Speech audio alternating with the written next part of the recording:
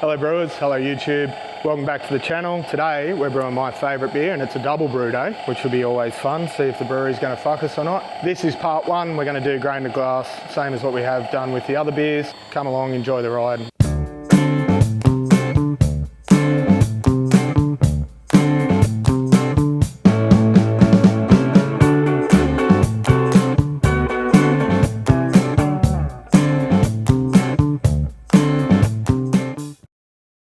All these beers can be delivered to your door, son. We are the major sponsor of this video today, so if you shop online with us, you'll support the channel. All our core range beers, all these beers are available at the moment on our website, so check them out. Thanks brewers, cheers for the support, hooroo. Hello brewers, hello YouTube. Today we're going to brew our award-winning Pacific Ale. It is an Australian style of beer. This is one of our core range beers, so the shit shouldn't hit the fan too much, but we'll see. You know what the brewery's out to do, not cooperate. But anyway, should be pretty uneventful, double brew day. A couple of things we pick up on our brew day is efficiency with our yeast, because effectively we make a big starter.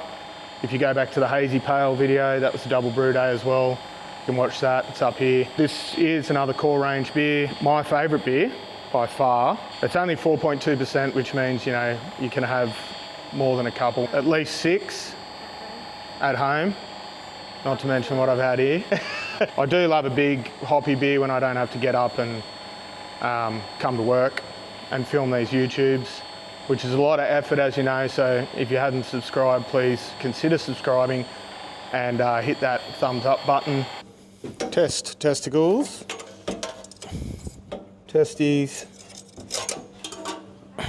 action. You filming? Let's do this thing.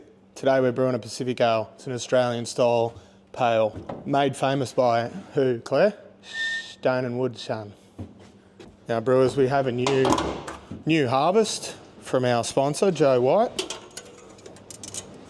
And the malted barley itself is a little bit smaller than last year's harvest.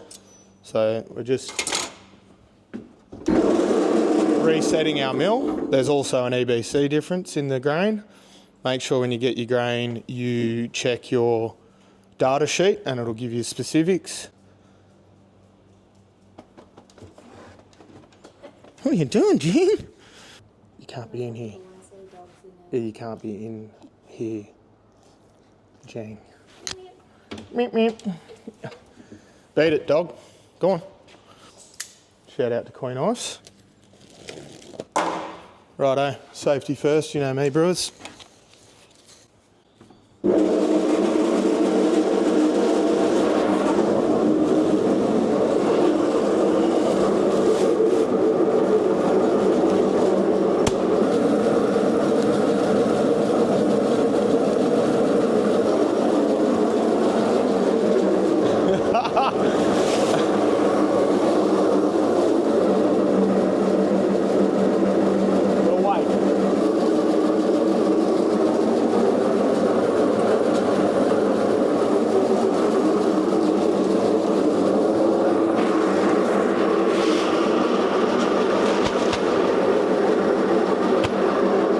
How does it work?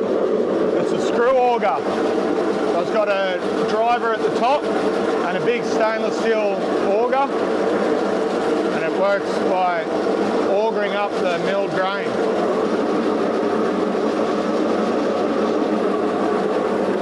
Prevents dust going through the brewery.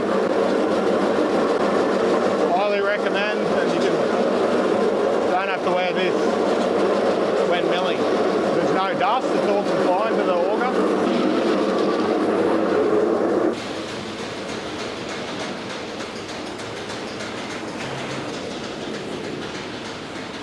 Right, brewers, we've preheated the mash tun just with our hot liquor. So we're going to add cold water first and confirm that we've got cold water, no issues with the pump. We're shooting for 64 degrees, single infusion. 60 minutes, beta amylase rest. This beer's got to finish dry. We finish at 10:06. So we're 64 for 60 minutes. Salt thin. Combination of citric acid and calcium chloride.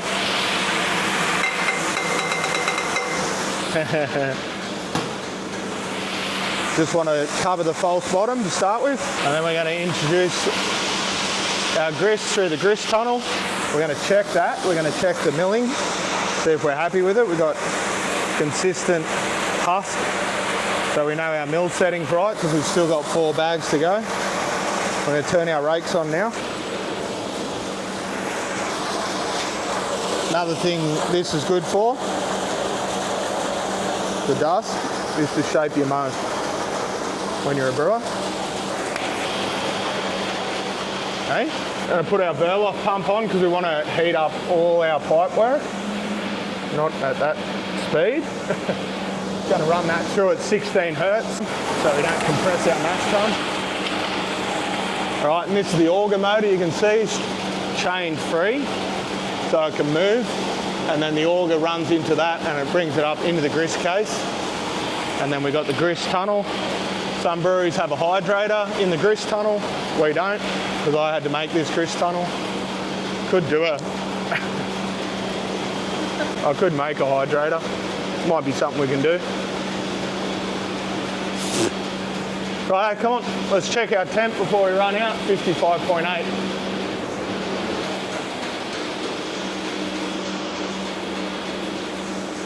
Anyway, brewers, we're shooting for 64 degrees Celsius. Conversion starts quite quickly, and we're going to do a test straight away to see what conversion we've got just in the mash-in time. So we don't want to go right up into that alpha amylase conversion. We want to stay below and then creep up to our temp.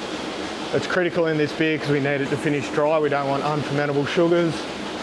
So we're at 63.1. I've killed the hot liquor. We're adding in the grist, so adding in the barley, and that's getting a temperature shock. So we don't want to creep over. It's imperative that we stay around the 64 mark because we just want fermentable sugars, so beta amylase rest. So that conversion is happening while we're mashing in still. So I just killed the hot liquor then, we're at 63. We're still adding in the grist. And then I'm just going to start introducing both now. So we need our strike water as well, which we work on 3 to 1, so it's 600 litres. This is even 200 kilo grist. And we finish at 4.2 on this beer. So we finish dry. It's an Australian style beer. It's called a Pacific Ale. And I'd like to see a few more of them in America. Very sessionable beer. You can have 14 of them and still drive. No.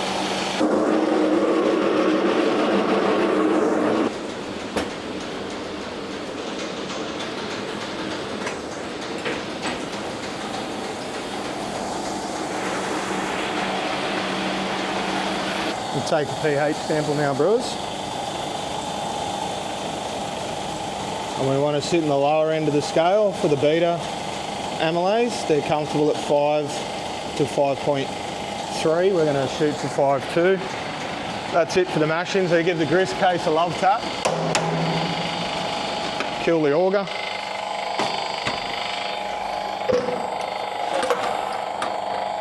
Let's check this sample now. Setting the software up.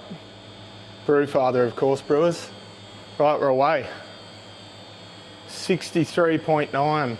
Come on, 64. We'll kill that Verloff pump and transfer pump. We're also going to check our pH. New pH meter. Third one, unfortunately I got another one from Hannah Instruments and it was damaged. So to be honest, it was a nightmare to deal with Hannah and their warranty, customer service, their warranty service. Shit show. I put the in the bin and I had to buy another one because I'm locked into that meter. So, all right, all mashed in. 63.9, I'm gonna add a degree clearing because I can't handle it.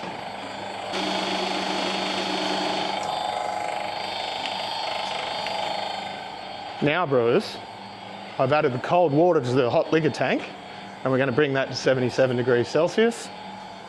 77, more like Devon sun. We're going to pre-acidify our hot liquor tank down to the 5.2 mark. 5.22 on our pH, very happy with that. Hannah's Customer service, on the other hand, not so happy with that. But anyway, can't win them all. 64.2. Righto, let's check the conversion that we have already, brewers.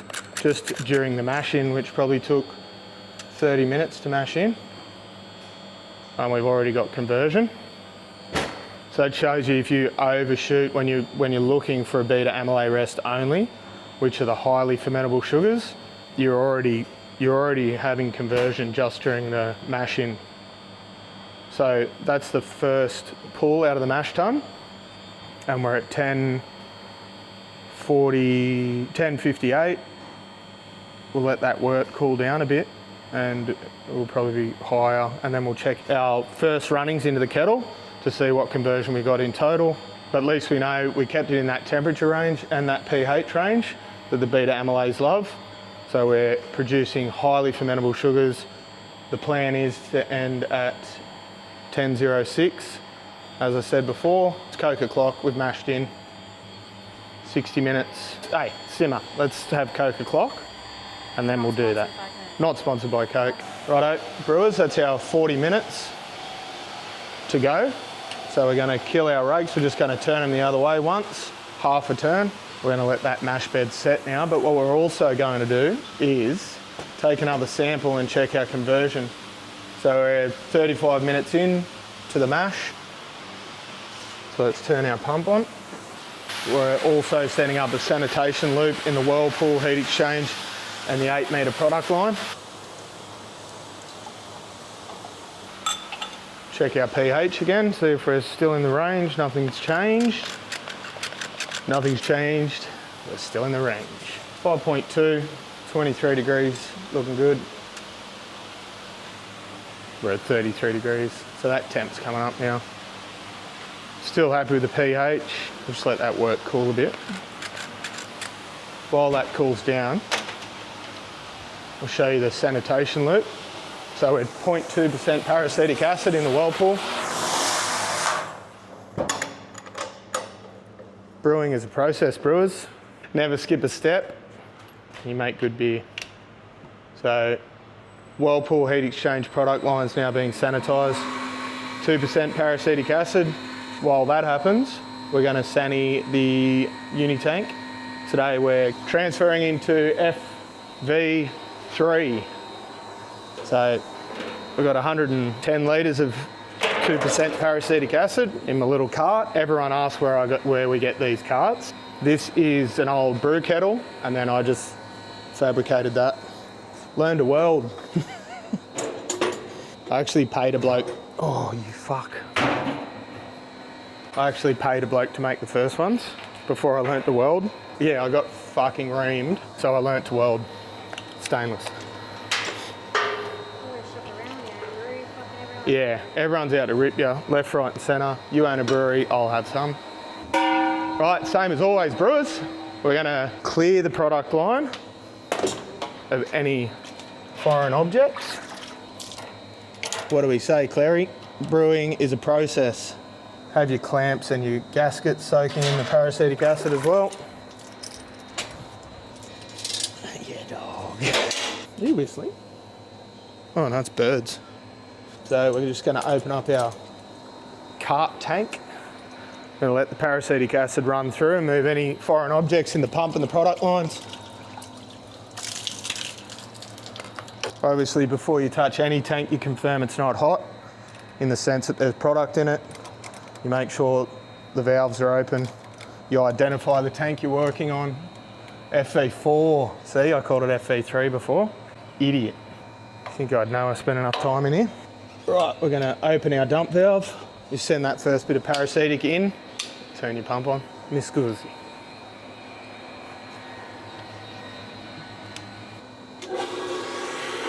We'll let that paracetic acid coat the tank and send out any dust that's gone into your tank because it wasn't shut off, because you don't leave your tank shut off. You always leave your blow-off arm and CIP arm open. Also going to turn up our racking arm so it coats and fills with paracetic acid as well. We're just glorified cleaners, brewers. Be clean, be consistent.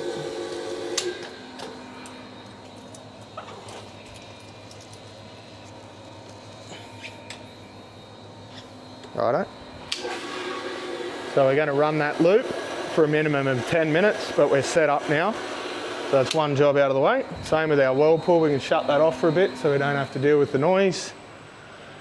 There is 26 minutes left in the first mash. We're going to check our 35-minute runnings or our 35-minute sample for our conversion rate. 10:56. Might let that go for a bit more. Just while it cools down, it's most accurate at 20 degrees. While that happens, we're going to prep our secondary mash. So we're going to fill the grist case, open all the bags, so we're prepped and ready to go. This is Clary's delivery station, so thanks for everyone that bought online. You should receive your orders soon. We're dropping new merch soon too, so check it out.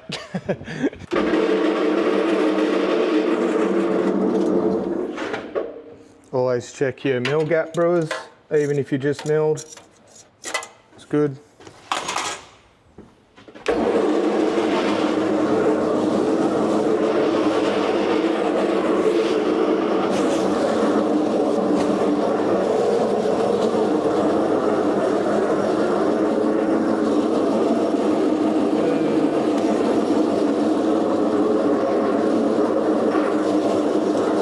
I do that every time.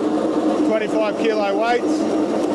Cleaning kegs, you're doing 16 kilo weights. That's how I maintain it, you know. Righto, we're just about ready for the Verloff, I think. Back to the brew desk. 10:56. There you go.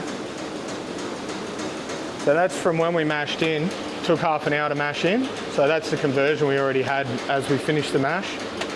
That's at 35 minutes.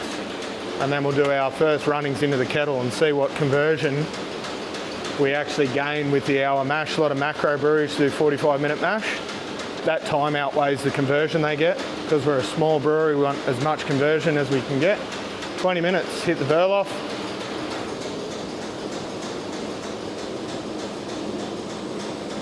.3 hertz. We're going to run the Verloff for 20. Back to the grain mill, Clary. A lot of hitting and kicking going on, in here?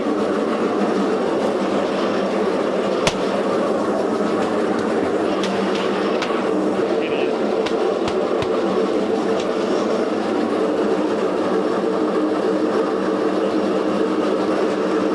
Other information you find on your data sheet is percentage of contaminant in the, see the different grain in there? There's a lot of information on it. So fucking loud. Right, because we do things backwards here at Flamin Galah, we only fit 100 kilos of malted barley in our grist because we were restricted by height because it was an afterthought. So we've got our, we have our grist case now full. The second 100 to go in. Like I said, it's only 200 kilos this grist. Righto. Brewers. Brewers. Brewers. Not brewers. Let's prep our hops. Like I said, very hop forward beer. So majority of the hops are going to go in our whirlpool and our cold side in the fermenter. With the dry hop, we have one kettle edition of SARS, which is a kettle stability edition. Just going to stop boil over and settle down the kettle. Then the rest, whirlpool, cold side fermentation. Settle in the kettle. Kettle.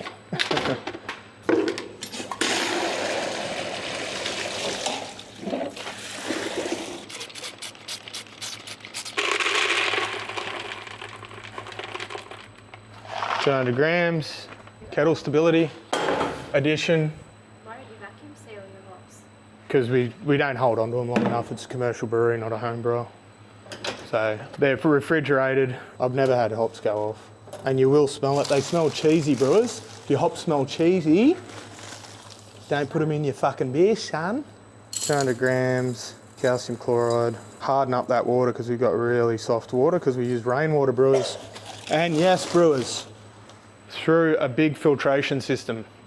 A lot of questions about the rainwater. We've got a 3-stage carbon filter it runs through. Gypsum. Right, prepped.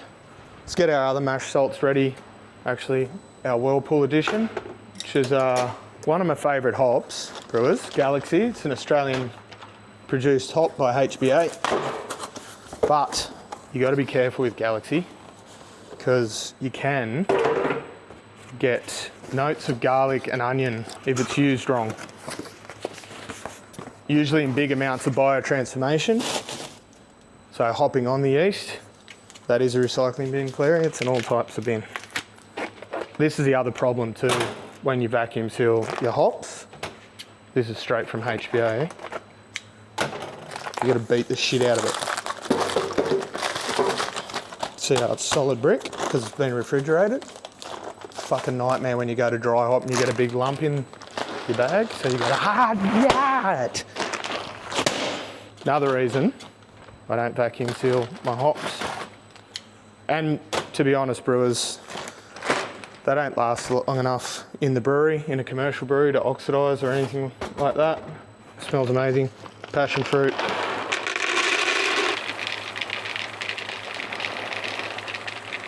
$2 kilos. Galaxy. Yum. In the Whirlpool, 85 degrees. Righto. 8 minutes, 55 seconds. Now we're going to preheat our kettle. Any other questions, brewers? Put them in the comments below.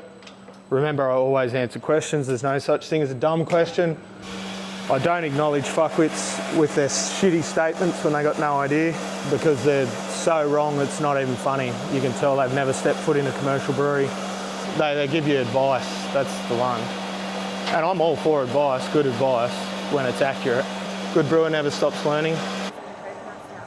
Oh, that was a good question, that was a question. Well, how do you not get oil out of the coconut into the beer, which can be horrible for head retention and foam production?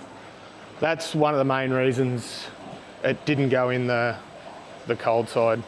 We decided to go with the extract because if you pick it up in the fermenter oils, it will fuck your foam retention. No, it will ruin your foam retention, your head retention.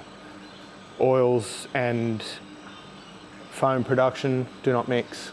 That's the main reason we didn't end up putting it in the fermenter. That and the yield that we got out of the fermenter too, because big dose of coconut in the fermenter, you lose a lot of product. That's for the raspberry coconut stout, yeah. Yeah, my tips for a home brewer would be Whirlpool only with the shredded coconut and extract in your fermenter.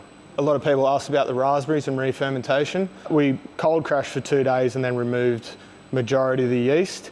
So once the majority of Saccharomyces cerevisiae are out of the beer, the leftover yeast are too stressed to metabolise any fructose. So yeah, you remove all the yeast off, precipitates out. It was actually 2 days at 0.5 degrees and then we dumped the cone again. I dumped the cone about 3 times to remove any yeast in suspension, so that healthy yeast, it's all out of the beer. So you won't get a re-ferment because Saccharomyces cerevisiae at a last resort will metabolise fructose. It always prefers glucose, sugar. There's still yeast cells in suspension, obviously, in any craft beer because it's unpasteurised, unfiltered, but they're not in vigorous enough fermentation or a re-ferment to metabolise fructose. And our products are always kept cold, but when you send them out, I also do a test, and I've left a coconut stout out at room temperature, and checked the final gravity, obviously previously, and then after 5 days out, and there was no points of gravity change at all. All right, back to the brew day. Let's not get sidetracked. Kettle's preheated, Verloff's nearly complete. I'm gonna run that Sani loop for a while. 3 minutes to go. Let's prep our secondary mash salts. And who is eating that much yogurt? That was another question, a good one. It's from the food ban. Son, that's what keeps him cooking. He just eats yogurt all day. That's another exciting little fucking, we just completely renovated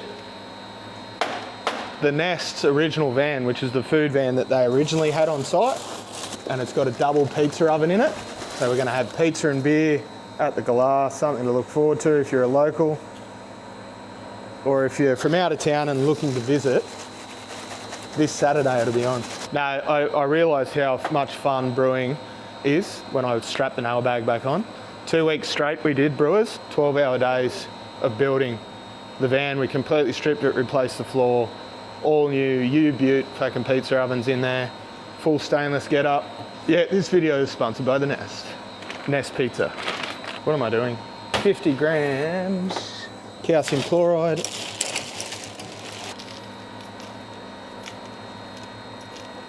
But seriously, who eats that much yogurt?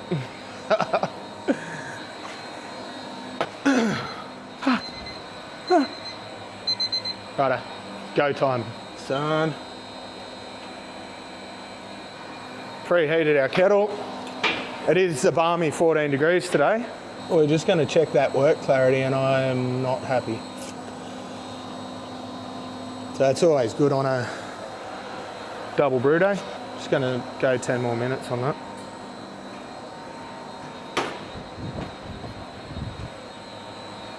Do we want to get into the nitty gritty? Come over here, brewers.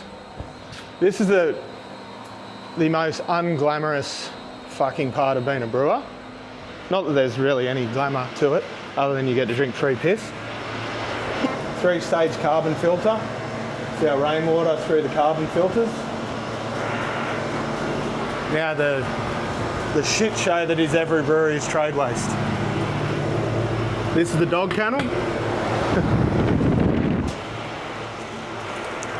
So this is the trade waste brewers. Has a pit well. Pit well with a pump into a solids tank, and then we got a secondary pump. Solids tanks. So this is our solids tank. With the cone dumper 5000, we usually only have to dump it out once a year. You can get in and clean it too by hand. Everything's got unions in it because the shit hits the fan with the trade waste on a daily. So everything can be pulled apart, cleaned. But yeah, into the solids tank, then there's a secondary pump in the solids tank that puts it into a whirlpool into the dose tank. And then we've got the Siggy God. That's Scrooty that overlooks the beer garden. And that's the smokers area there. So when this tank fills up, he pops his head up for a look. That's how I know something's fucked up with the trade waste. Or it's full, sample port here. So we treat this tank before we release. There's a dose port that I just go through the top. We made a dose port and everything, but it's easy to just go through the top. So this is the third pump. The third pump pumps in the release tank, and I treat the pH back to neutral. Between 7 and 9 is the allowance by the local council.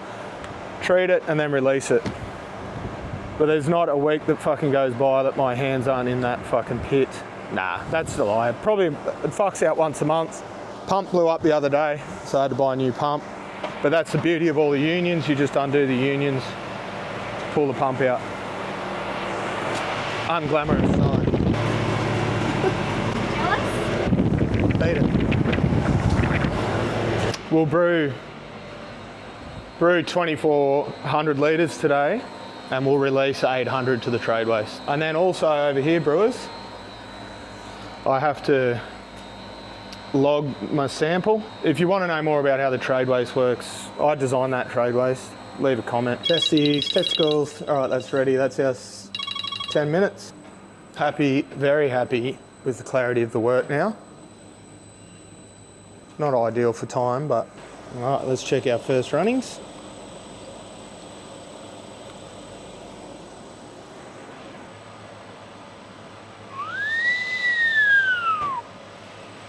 Let that sample cool a bit, but we're already at 1067, 68, so a lot of conversion in that last half. Interesting, isn't it, brewers? And we're away. Just let that kettle get a little bit, we want about 100 ml on the base of the kettle because we don't want to have any scorching.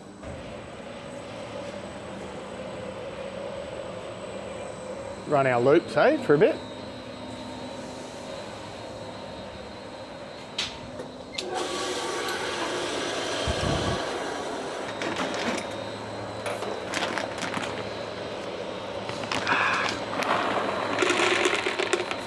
stars. To check European Noble hop. Used a lot in Czech Pilsners. Salt Bay the last bit. So we're just prepping our next brew. The more we do now, the less we do later. Brewers, in the afternoon when it's beer o'clock. So final runnings, my favourite number, 1069. So there's your conversion rates, brewers. Straight into it. Obviously, for you guys, it doesn't take you half an hour to mash in. Mud Guts has given me a bit there. I think some guy asked what a Wort grant actually does. So it controls the flow of your fly sparge. So you don't want to compact and compress the mash. So in between this point's fed by gravity through the mash, and that way your pump doesn't drive and squash your mash bed when it's pulling through the lauter ton. So if I'm to, I'll just show you, if I'm to speed up these hertz, I could fuck myself here, but you know, see that? That's not how you want to see a Wort grant. So I'm going to lower the hertz of the pump, and that's how you want to see a Wort grant. So it controls the flow of your lauter. So we're performing a fly sparge, so that uses the Wort grant to flow through the mash bed using gravity, and then it flows through to the pump in the secondary piece of plumbing that you can see, and then that 50mm piece of plumbing or pipe work that sticks up, it flows down to the pump. So you're not pulling that mash bed down and compressing it with the pump. So that's how Wort grant works. But back to our first runnings. So it took half an hour to mash in. We already had 0.45, so 1045 on the conversion by the time we finished mashing in. That's why it was important not to work up to our 64 degrees Celsius. You wouldn't want to go up to 68 degrees and then bring it back, because we've already got conversion happening. So we want a nice dry finish on this beer, crisp, clean, smashable beer. That's what a Pacific Ale is. You got to creep up to your numbers when you're staying in the beta amylase range. So we nailed that, or close to the 64 degrees. So we're going to finish, our beer will finish at 10.06. This is core range beer. I brew this beer all the time, so pretty confident with the numbers. As long as we make our initial gravity, which is 10.38. So it shows you how dry that beer is. It finishes at 10.06. Crisp, clean, smashable, hazy beer, hop forward. Sun. Try that again. Sun. All right, 1,000 litre checks, brewers. So we're checking our last runnings. We don't go below 10.10 and pull off any undesirable flavours. So we're hot, 51.6 degrees, we're 10.12. Sweet. I've killed the sparge, and we're just topping up with the remaining volume in the mash tun, because we don't want to waste water, brewers, because we're all tree huggers. Have a look at the mash tun. We're just running off the last bit of sparge water. We're looking for 1250 in our kettle. It is beautiful up here. Sun. That's all you had to see. Remember, never take runnings below 10.10, brewers. You'll start to bring off undesirable flavours if you go below that. All right, so we've learned a bit about conversion and how conversion works throughout the mash. We ended up 70 minutes for that extra 10-minute Verloff, and we pulled 1069. We'll get our kettle volume. 1252 is our exact kettle volume. And let us know in the comments below if you want the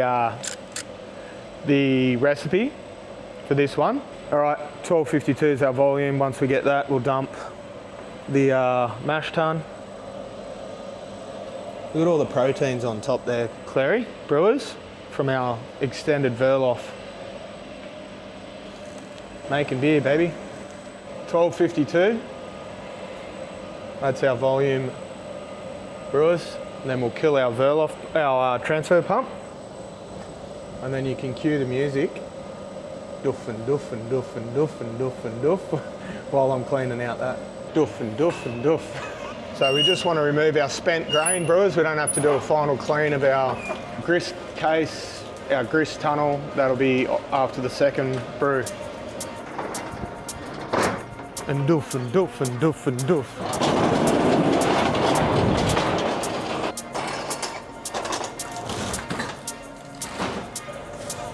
Any music people out there want to make us a lo-fi track?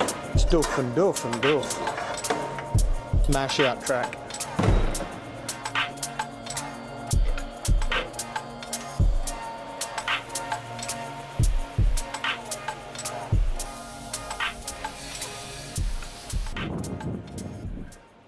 Righto brewers, coming up to the boil. We're going to add our salts. There's starter boil. So this is just kettle stability, 200 grams.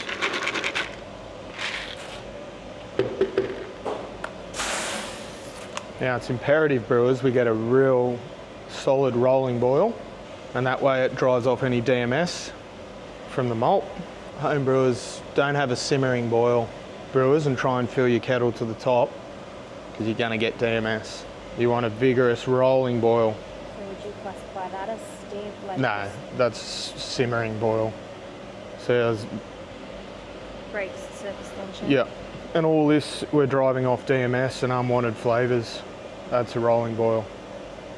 So if you to fill your kettle all the way to the top, you can't have a rolling boil. Sometimes you're better off having less volume of wort and a better quality product. So that was our only kettle addition. We're going to boil for an hour. I'm going to take checks along the way for pH.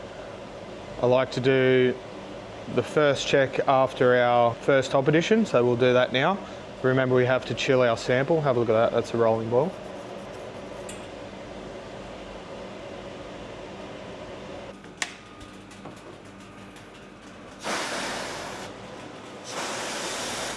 If you're a home brewer, say a 25 litre batch, get a 50 litre kettle. I know it's more expensive, but you can fill your volumes right up. Richard, I know you're here. The brewery's haunted, Claire reckons. Yeah, maybe get a bigger kettle volume than your fermenter volume, and yeah, you always turn that element right up and have a solid rolling boil. So, brewers, what is DMS? DMS is a volatile sulfur compound, S-methylmethionine. S-methylmethionine is found in malted barley, and that's the precursor to DMS. It's turned into DMS, which is dimethyl sulfide, during the mashing process. So same as in an enzymatic hydrolysis, we get enzymes changing molecules into different molecules. In this case, SMM, which is, can I say it? S-methylmethionine, S-methylmethionine. And during the enzymatic hydrolysis, we get some molecules changing up in the mash using heat, and it turns into DMS, which is dimethyl sulfide. That goes in the kettle, and during the heating up, again, creates more DMS, so the SMM is converted into DMS using heat. That's its energy source, so it changes the molecule as your kettle heats up. But the good thing, brewers, is dimethyl sulfide is a volatile sulfur. So it's in a vigorous boil, it, check my notes. I did all right to remember that much. So the best way, brewers, to get DMS out of your beer or your final wort that you send to the fermenter is a vigorous boil, because this compound is volatile above 100 degrees Celsius. So it's a volatile, so it'll come out of the beer. That's all I got to say about that. So we're sitting at 103 at the moment. Look at the vigorous boil. Yeah, fucking bang, gone, volatile. And that's the best way as a brewer to find out what it smells like. If you open a can of tinned corn, I always, I know it's OCD, but I'll clear the sight glass back into the kettle. So but that's a bit over the top, but I can't help it. It's the OCD. Dimethyl sulfide. Dimethyl sulfide. So it's produced naturally in the grain. Dimethyl boil over. See what happens when I'm doing shit? Fucking dog. Dimethyl sulfide has no place in beer. These days the grains are very well modified, so it's not as bad as back in the old day, but it's still present. All right, to the brew desk. Brewers, we need to chill our sample so it's most accurate. We're shooting for a pH of 5.2 and a final gravity of 1039. I think I said 1038 before, but it's 1039. We're hot at 52 degrees at the moment, and we've got 1030, 1040, so we're high, which is what I usually do. Our efficiency's about 83% on the mash tun, so I always set it lower so we can always dilute back. More beer for us, and I don't like to add dry malt extract or any dextrose or any other adjuncts to my beers because I believe it affects the final flavour of the beer. I don't like dextrose at all. All right, I'm going to dilute because we're 1041 on our first check. So I'm just going to slowly dilute back, brewers. Won't go flat out into it. Slowly going to add our water to dilute our wort. Yeah, so that's a test, brewers, for you. Little experiment at home. Grab some corn in a can, open the lid and give it a sniff. And if you've got any of that in your beer, tip it out. Nah, give it to your mates. But on the next brew, vigorous boil. I've actually had DMS in a commercial brewery before. A few, to be honest. Righto, we'll come back when we're doing our 15-minute checks, or our half-hour checks, then 15s. But remember, brewers, it's a double brew day. So 20 minutes to go on the boil. We're going to mash in. Half an hour checks, brewers. I added some citric acid. Our pH was a bit high on the last test, so we'll go down the brew desk and check it out. I've also diluted back. We've got 1,300 litres in the kettle at the moment. We're warm, so we'll just cool that sample and have a look. But we're coming up to 20 minutes now, brewers, so we're going to perform our second mash in. So let's go. I did not tell you as well, brewers, I've put the hot liquor tank up to 95 degrees Celsius. All right. Pump on, mash salts, ready? So the reason, brewers, I've brought the kettle up to 95 degrees Celsius is because when we're cooling this brew, we have a recirculation so we don't waste water. Our cold water side on the heat exchange goes to the hot liquor tank. Shortly after we knock out on this brew, we'll be sparging on this brew. So we're going to need our 77 degrees Celsius. So we're going to get a temperature drop. So we've ramped it right up. It also allows us to use less hot liquor and more cold water. So confirm cold water in. There's our hot, our salt. Doesn't make a noise, that one.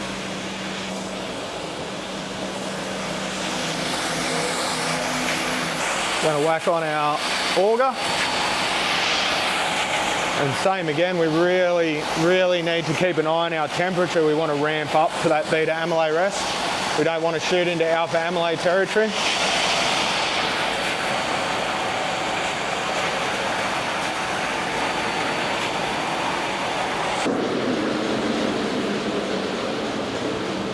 Mash number 2.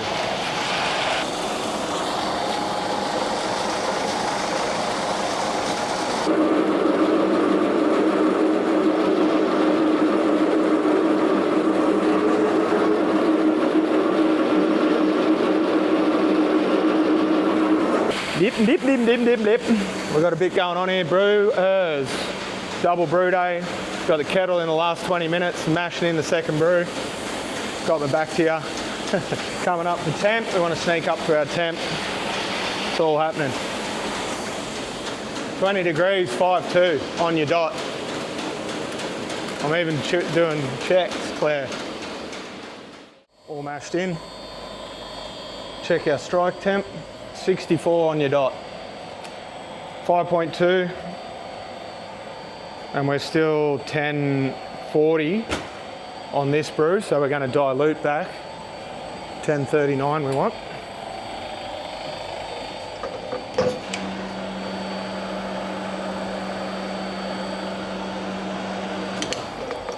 Last checks.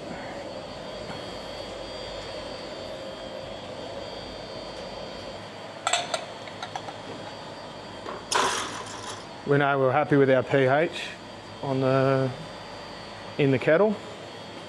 Here's our pH in the mash. 5.2, perfect for the beta amylase. 5.12 at the moment, but we're a bit hot. 4.1. Numbers, son. 64.1, happy. pH on the mash, happy. 5.12. Our mash on the first brew, what did I say then? Mash. Idiot. The pH on the brew in the kettle, spot on, 5.2. We just diluted back again, so we'll check. 1039 we're chasing.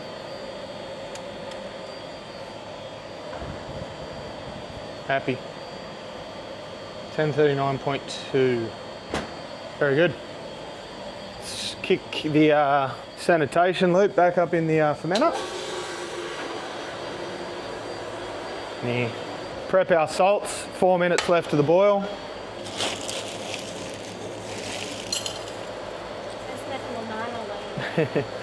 S-methylmethionine. That's it. There's no dogs in the brew area anyway, Flat. Hey, just me, yeah.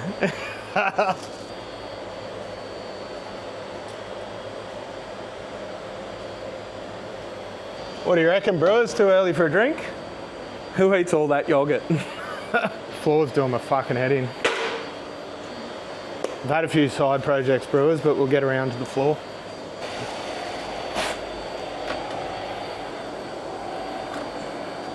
It's about to go. That's what. Ding. Brew day. No, just half a brew day done. That's it. So important now, brewers. We're going to have to cool the wort so we get 85 degrees in our whirlpool. We're going to check all our whirlpool valves are shut, which they're not. We're going to shut this up. Thank you, Brew Father. Well done. And what we're doing here, brewers, we're going through the heat exchange and pre-cooling our wort. We want 85 degrees for our hop stand. 85 degrees, 15 minutes, 2 kilos Galaxy. That's the plan. Now we have cold water on one side of the heat exchange returning to our hot liquor tank, and then we have cold liquor on the other side of the heat exchange. So we have cold water first, takes it from about 100 to 65, and then our cold liquor will drop it from 65 to 18. It's just so you don't shock your cold liquor tank and heat it right up. Done. Yeah, watch this. So what we've got is thermal separation between in the kettle. We're pulling from the bottom and sending back in halfway. The temperature sensor is at the bottom of the kettle. So it's saying the kettle is 74 degrees Celsius, but it's not. So I want to see a 6, I reckon 68, maybe 69. No, 68. Once we see 68 there, remember we've got thermal separation, we should end up about 85 in the whirlpool. 68, send it. So we're going to turn off our cold manual pump off for our cold liquor. Cold water off. Just going to let that temperature equalise here. So we're about 18 here at the moment. So we've still got that thermal separation. We're starting to heat up, so we're getting hot. Keep an eye on your mash tun. You want to spin those rakes each way, mixing for the first 25 minutes. Let's stay on one thing at a time, eh? We're letting this equalise. Happy with that, we're going to send it.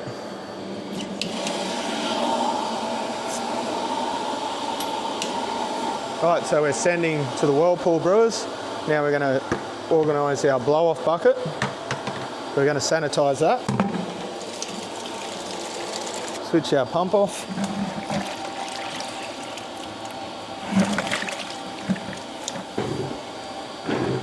That was boring. Bet it was. Brewing can get boring, Claire, but it's a process. When you use that paracetic acid, fill the blow-off bucket, blow-off arm extension, bit of paracetic through it, just for the OCD. Hold that, assistant brewer.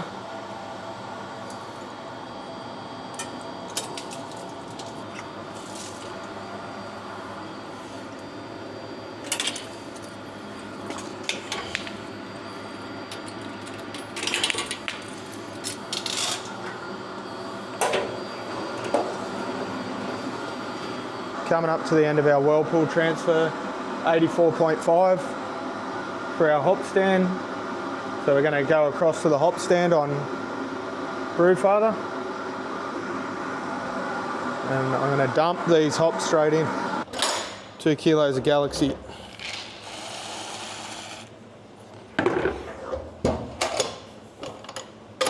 "15-minute rest."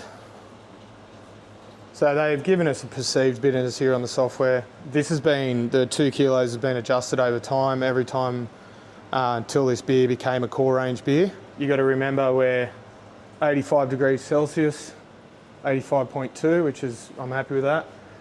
15 minutes, but you got to remember this, the hop are going to be in contact with some of the wort for nearly 45 minutes, because it's going to take half an hour to knock out. We'll time that knockout on this. Because it's winter, we should be able to knock out pretty quick. We've got cold water. But yeah, just remember the hop will be in contact with the wort for not just 15 minutes. It's 15-minute rest, then whirlpool out. When you actually look at your software in regards to hop utilisation, it's just a guideline. So just be aware of that. It's what you put on the can. Now we're going to clean our kettle. It's not a final day clean. It's just get that hop debris out that was left over, if you want to have a look.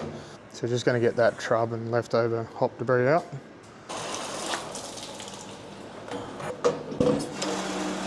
So we're cleaning up our kettle, having our whirlpool rest, and we're half an hour left on our mash.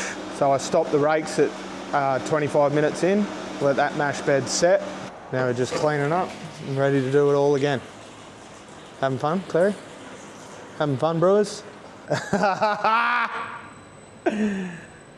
Yeah, from the top, we've got a minute 30 now. Minute 30 left on the 50 seconds left for the whirlpool. Just be, fuck me. 40 seconds left of the whirlpool. We've started the Verloff, and now we're going to clear the heat exchange with the fresh, clear wort. With the fresh, clean wort. It's a long day in that double brew day when you film it. So, brewers, do us a favour, subscribe.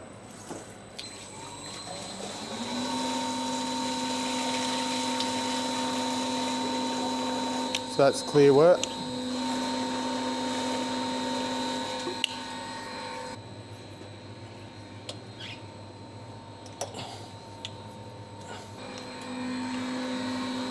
Cover up our wort so there's no UV strike on it.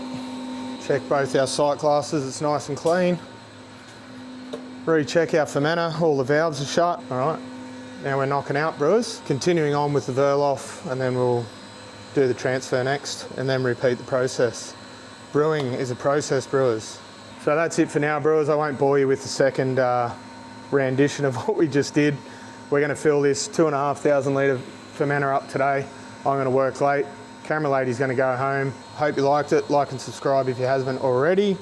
And we'll let you know when part 2's out. Part 2 will be dry hop, DO checks, packaging. See you on the next vid. Hooroo.